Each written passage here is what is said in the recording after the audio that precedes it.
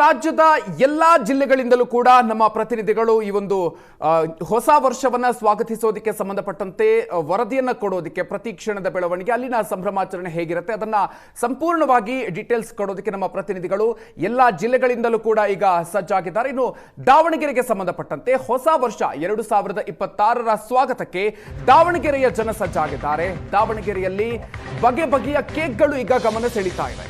ಹೊಸ ವರ್ಷದ ಸ್ವಾಗತಕ್ಕೆ ಬೆಣ್ಣಿನಗರಿ ಜನರು ಅದ್ದೂರಿಯಾಗಿ ಸಿದ್ಧತೆಯನ್ನು ಮಾಡಿಕೊಳ್ತಾ ಇದ್ದಾರೆ. ಹೊಸ ವರ್ಷಕ್ಕೆ ಸಾವಿರಾರು ಕೇಕ್ ತಯಾರು ಮಾಡಲಾಗಿದೆ.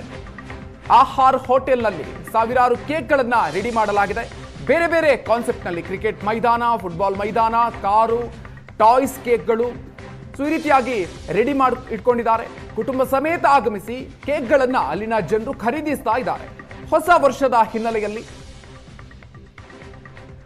ಕೇಕ್ ಕಟ್ ಮಾಡಿ ಸ್ವಾಗತವನ್ನ ಕೋರೋದಕ್ಕೆ ಜನರು ಸಿದ್ಧರಾಗಿದ್ದಾರೆ. ಈ ಹಿನ್ನೆಲೆಯಲ್ಲಿ ಬೇರೆ ಬೇರೆ ಕಾನ್ಸೆಪ್ಟ್ನಲ್ಲಿ ಈಗ ಕೇಕ್ಗಳನ್ನು ಕೂಡ ರೆಡಿ ಮಾಡಲಾಗಿದೆ. ದಾವಣಗೆರೆಯ ಕೇಕ್ಗಳು ನೀವು ಗಮನಿಸ್ತಾ ಇದ್ದೀರಿ. ದಾವಣಗೆರೆಯಲ್ಲಿ ಬಗೆ ಬಗೆಯ ಬೇರೆ ಬೇರೆ ರೀತಿಯಲ್ಲಿ ಈಗ ಕೇಕ್ಗಳನ್ನು ರೆಡಿ ಮಾಡಲಾಗಿದೆ. ಆಹಾರ್ ಹೋಟೆಲ್ನಲ್ಲಿ ಇಟ್ಟಿರುವಂತಹ ಬಗೆ ಬಗೆಯ ಕೇಕ್ಗಳನ್ನು ನೀವು ನೋಡ್ತಾ ಇದ್ದೀರಿ. ಕ್ರಿಕೆಟ್ ಮೈದಾನ, ಫುಟ್ಬಾಲ್ ಮೈದಾನ, ಕಾರು, ಟಾಯ್ಸ್ ಕೇಕ್ಗಳು ಈ ರೀತಿಯಾಗಿ ರೆಡಿ ಆಗಿದ್ದಾವೆ.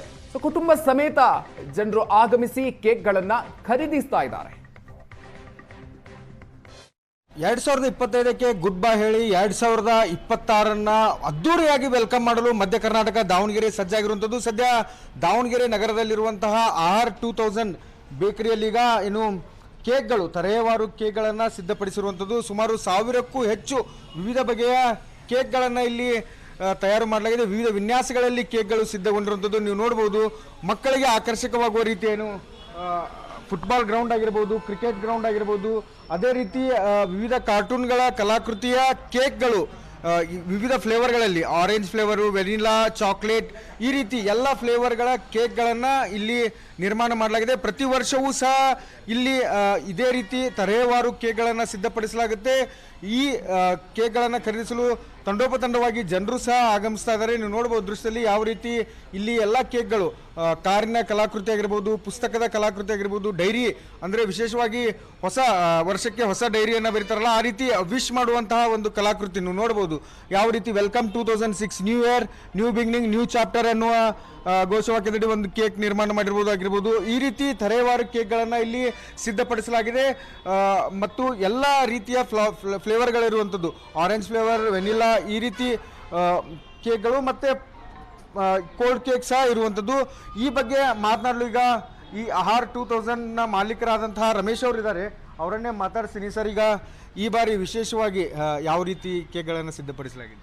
ಸರ್, ಈ ಸತಿ ನಾವು ಜನರಲ್ಲಾಗಿ ಏನು ಕೇಕ್ಗಳನ್ನು ಸೇಲ್ಸ್ ಮಾಡಬೇಕಾಗುತ್ತೆ ಆ ಕೇಕ್ಗಳನ್ನು ಮಾತ್ರ ಮಾಡಿದ್ದೇವೆ. ಮತ್ತು ಮಕ್ಕಳಿಗೆ ಅಟ್ರಾಕ್ಷನ್ ಆಗುವಂತಹ football ground, doctor kit, pineapple, ಸಿಂಹದ ಒಂದು ಮುಖ, ಈ ರೀತಿ ಅನೇಕ ಕೇಕ್ಗಳನ್ನು ಮಾಡಿದ್ದೇವೆ. ನಾವು ಯಾವಾಗಲೂ ಪ್ರತಿ ವರ್ಷ ದೊಡ್ಡ ಮಾಡೆಲ್ ಕೇಕ್ಗಳನ್ನು ಮಾಡ್ತಾಯಿದ್ವಿ. ಕಳೆದ 25 ವರ್ಷದಿಂದ ಮಾಡ್ಕೊತ ಬಂದಿದ್ವಿ. ಈ ವರ್ಷ ನಾವು 25 ವರ್ಷ ತಲುಪಿದ್ವಿ. ಈ ವರ್ಷ ನಾವು ಜೋರಾಗಿ ಮಾಡಬೇಕನ್ನೋ ಒಂದು ನಮ್ಮ ಒಂದು ಆಲೋಚನೆ ಇತ್ತು. ಆದರೆ ನಮ್ಮ ಒಂದು ಹೋಟೆಲ್ ಎದುರುಗಡೆನೇ ಒಂದು ಸರ್ಕಲನ್ನು, ಒಂದು ಸ್ಮಾರ್ಟ್ ಸಿಟಿ ಇದರೊಳಗೆ ರಸ್ತೆ ಕಾಮಗಾರಿ ನಡೀತಿರೋದ್ರಿಂದ ತುಂಬ ಟ್ರಾಫಿಕ್ ಜಾಮ್ ಆಗ್ತಾಯಿದೆ.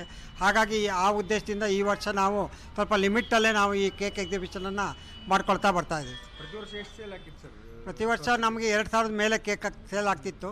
ಈ ವರ್ಷ ನನ್ನ ಅಂದಾಜು 1500 ರೀಚ್ ಆಗ್ಬೋದೇನೋ ಅಂತ ಒಂದು ಆಸೆ ಒಳಗೆ ಇದ್ದೇವೆ. ಸರ್, ಈಗ ಹೊಸ ವರ್ಷದ ಸ್ವಾಗತಕ್ಕೆ ಹೇಗೆ ತಯಾರಿ ನಡೆದಿದೆ? ಮನೆ ತಯಾರಿ ನಡೆದತ್ರಿ.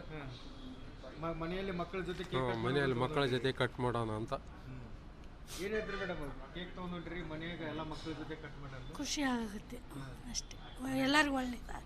ಕ್ಯಾಮ್ರಾಮನ್ ಕಿರಣ್ ಜೊತೆ ಮಾಂತೇಶ್ ಕುರ್ಬೆಟ್, ಏಷ್ಯಾನೆಟ್ ಸುವರ್ಣ ನ್ಯೂಸ್, ದಾವಣಗೆರೆ.